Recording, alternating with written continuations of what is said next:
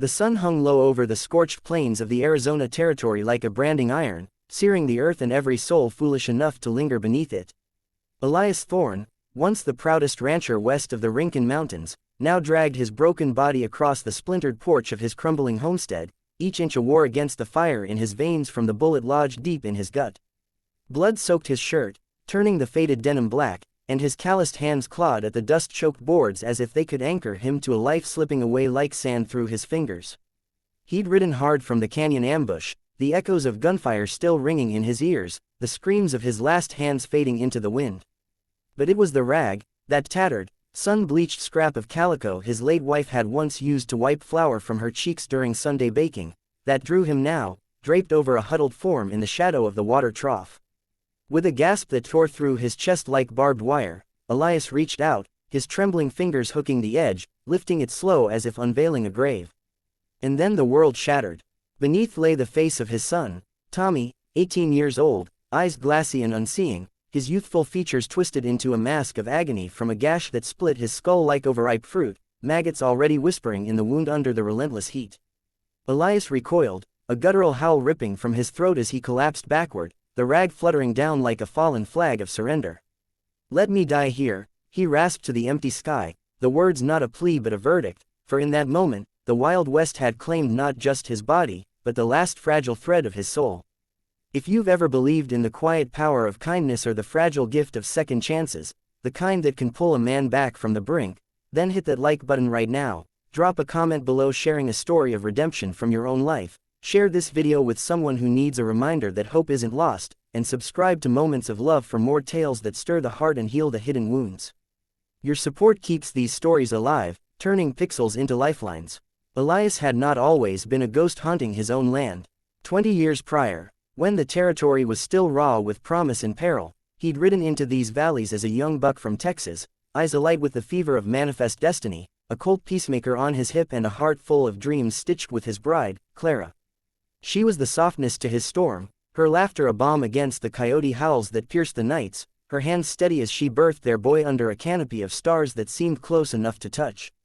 The ranch flourished then, cattle lowing in pastures greened by rare rains, the air thick with the scent of sage and fresh-turned earth, neighbors gathering for barn raisings where fiddles wailed and whiskey flowed like forgiveness. Elias built fences not just of wire and post, but of community, trading labor for stories around campfires that stretched into dawn. Tommy grew wild and free under that sky, a mop of chestnut hair like his mother's, chasing jackrabbits on a pony named Whiskey and learning the ranch's rhythms, the dawn branding, the midnight calving, the sacred art of mending what the wind and drought sought to break. Father and son shared silences that spoke volumes, Elias teaching Tommy to read the clouds for rain, to listen to the earth's quiet warnings, to hold a rifle not for glory but for guarding what mattered. It was a life carved from grit and grace, where hardship was just the forge that tempered stronger bonds. But the West, that merciless enchantress, has a way of exacting tribute from those who love it deepest. It started with the fever, a whisper on the wind from some distant trail town, slipping into Clara's lungs like smoke from a dying fire. She withered before their eyes, her once vibrant cheeks hollowing to shadows, her laughter reduced to ragged coughs that echoed through the cabin like accusations. Elias rode for the dock in Tucson, miles of rattlesnake trails blurring under his horse's hooves, but the man arrived too late, his black bag heavy with regrets and elixirs that tasted of false hope.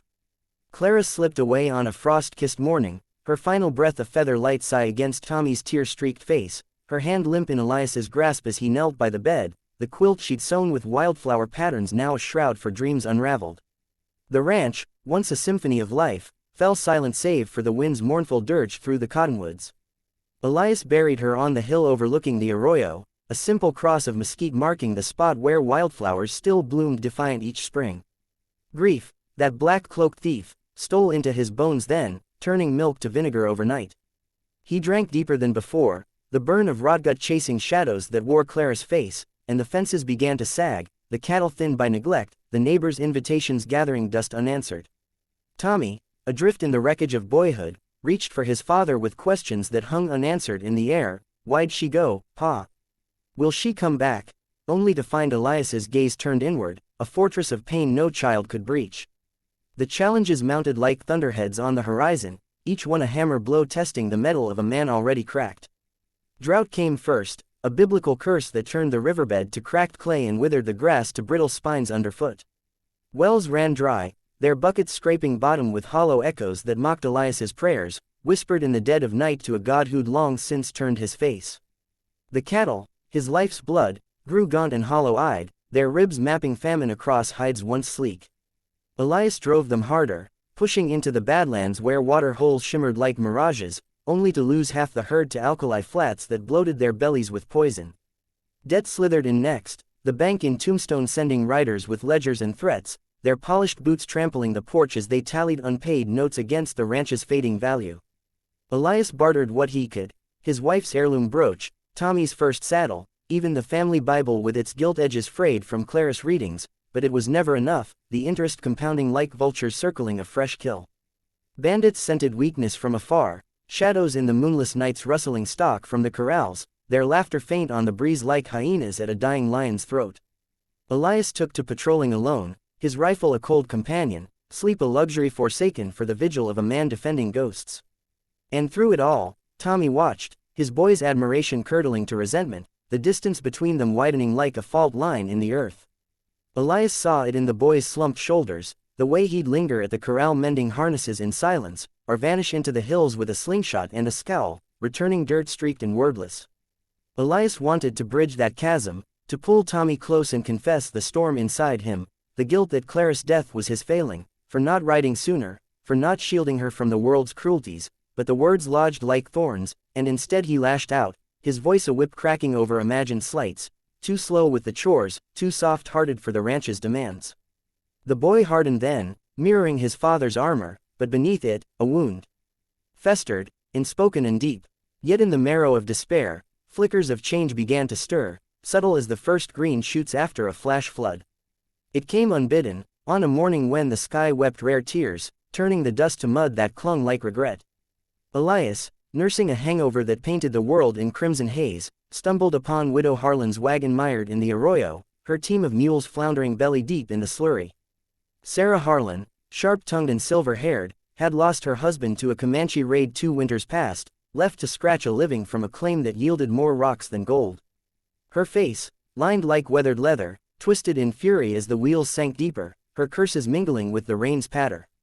Elias could have ridden on, his own burdens heavy enough without another's yoke, but something in her defiant stance, the way she gripped the reins with knuckles white as bone, echoed Claris' unyielding spirit.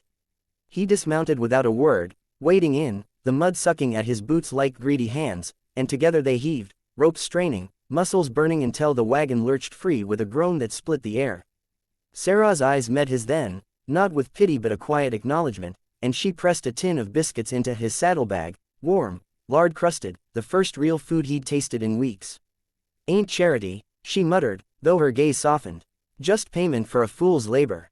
That night, alone with the fire's glow, Elias bit into the crust, the flaky warmth dissolving on his tongue, and for the first time since Claris' passing, tears traced clean paths down his dust-caked cheeks, not of sorrow, but of a hunger he'd forgotten, the ache for connection, for the simple act of giving without tally. From that cracked open door, the world seeped back in, tentative as a deer at a salt lick. Tommy noticed the shift first, warily, as Elias began rising before dawn not with a flask but a hammer, shoring up the sagging barn with fresh pine hauled from the foothills. The boy joined him one twilight, wordless at first, passing nails and holding beams steady, their shoulders brushing in the lamplight like tentative olive branches. Elias felt the old rhythm returning, the satisfaction of wood yielding to will, and in those shared silences, fragments of the past surfaced, not as barbs, but as bridges. He spoke of Clara not in whispers of loss, but in stories of joy, how she'd dance barefoot in the kitchen to phantom fiddles, her skirts swirling like autumn leaves, or how she'd taught him to braid wildflowers into crowns for Tommy's fevered brow. The boy listened, his hammer strikes slowing, and one evening, as embers died to ash, Tommy murmured of his own buried pains, the loneliness of schoolhouse taunts calling him orphan boy, the fear that his father's distance meant unworthiness. Elias pulled him into a rough embrace then, the kind that smelled of sweat and sawdust, and whispered apologies into the crown of his son's head, the words finally free, weaving wounds into scars that might yet heal. The ranch, too, stirred under their renewed hands. Elias bartered with the Pima traders for drought-resistant seed, planting rows of corn that pushed tentative green spikes through the clay, he rode to the Harlan place with a mended axle for her wagon, earning in return lessons in herbal poultices that eased his chronic aches. Neighbors, long wary of the ghost rancher, began trickling back, old Montoya with his mule team for plowing, the schoolmarm with books for Tommy's studies, each visit a thread restringing the frayed tapestry of community. Suspense shadowed these fragile gains, though, like storm clouds massing unseen, whispers of the Kane gang, outlaws who'd turned the territory into their playground, raiding. Spreads from Nagalas to the superstitions, leaving brands of terror etched in blood. Elias heard the tales around the trading post fire, homesteads torched, families scattered, and felt the old fear coil in his gut, but now it was laced with resolve, a father's fire to shield what he'd nearly lost. The bandits struck on a night when the moon hid its face behind veils of cloud, the air thick with the promise of rain that never came. Elias had bedded down the cattle early, uneasy from a raven's caw at dusk, its shadow lingering like an ill omen. Tommy, grown tall and wiry now, insisted on taking the midnight watch, his rifle a familiar weight across his lap as he perched on the ridge overlooking the pasture. Elias tossed in his bunk, dreams tangled with Clara's voice urging vigilance, until a crack like thunder, not from the sky, jolted him upright. He burst from the cabin, boots barely laced, grabbing his Winchester as hoofbeats thundered like judgment. The corral was a chaos of lowing beasts and muzzle flashes, shadows darting like wraiths amid the frenzy. Elias vaulted the fence, firing into the gloom, the acrid bite of powder filling his nostrils as a bullet grazed his arm, hot and insistent. He fought like a cornered wolf, dropping one rider with a shot to the chest that bloomed dark against the night, but numbers overwhelmed, 5 against 1, their whoops a savage chorus. A club cracked against his temple, stars exploding in his vision, and he crumpled, the world tilting into vertigo. Through the haze, he saw Tommy charge from the ridge, brave and foolish, his shots wild but fierce, scattering the thieves long enough for Elias to stagger up. But Kane himself, the leader, a scar-faced devil with eyes like chipped obsidian, wheeled his stallion, drawing bead on the boy. Time fractured then, Elias lunging with a roar that shook the stars, tackling Tommy aside as lead tore through flesh. Pain bloomed white-hot in his side, but he fired true, Kane's horse rearing as the man toppled, a final curse swallowed by dust. The outlaws fled, tails between legs, leaving behind the thunder of retreat and the metallic tang of spilled blood. Dawn broke bloody over the ranch, painting the hills in hues of rust and regret. Elias awoke to agony, his wound a pulsing forge, but it was Tommy's stillness that pierced deepest, the boy crumpled by the trough, blood matting his hair from a glancing blow meant for his father. Panic clawed Elias's throat as he crawled to him, the calico rag, Clara's relic, fetched from the linen chest in delirium, draped hastily over the gash to staunch the flow. Hours blurred in a fevered vigil, Elias binding what he could with strips torn from his own shirt, murmuring pleas to any deity listening, his hands slick and shaking. Neighbors arrived with the rising sun, drawn by the gunfire's echo, Sarah Harlan with her poultices and steady gaze, Montoya with a buckboard for the dock. They loaded Tommy gentle as a lamb, Elias insisting on riding beside, his grip on the boy's hand a lifeline against the rocking miles to Tucson. The journey stretched eternal, ruts jarring wounds old and new, Elias's mind a whirlwind of what-ifs. Had he mended the fences sooner, taught Tommy to fade into cover rather than charge, savored the evenings instead of squandering them in solitude. At the clinic, the doc's face was a thundercloud as he peeled back the rag, the sight wrenching a gasp from even that grizzled veteran, the fracture spider webbing bone, infection already threading green veins through pale skin. Boys strong, the doc allowed, stitching with thread that bit like betrayal, but it's touch and go. Bullet missed you clean, Thorn, but this is the West's toll. Elias sat vigil through fevered nights, the room a cocoon of kerosene. Lamplight and the rasp of Tommy's breath, reading aloud from the reclaimed Bible, Psalms of valleys shadowed and mercy enduring, his voice cracking on verses that once meant little. Change crystallized in those hours, Elias's hardness melting like spring ice. He vowed silently to rebuild not just the ranch, but the man he'd become, to honor Clara's legacy in acts of fierce, unwavering love. Weeks wove into a fragile tapestry of recovery, the ranch a hive of borrowed hands and borrowed hope. Tommy mended slow, the scar a crescent moon on his forehead, a badge of survival that drew him closer to his father, their conversations now rivers rather than trickles, dreams of expanding the herd, of courting the schoolmarm's niece with wildflower bouquets, of a future where drought yielded to abundance. Elias, his own wound knitting to a puckered reminder, threw himself into the land with renewed fervor, irrigating furrows with creek water hauled by mule, planting orchards of peach trees whose blossoms perfumed the air like whispered promises. The community swelled around them, barn raisings reborn under harvest moons, fiddles keening tales of triumph over trial. Cain's gang scattered, justice catching them in a dusty showdown at Lordsburg, their reign ended in ropes and reckonings.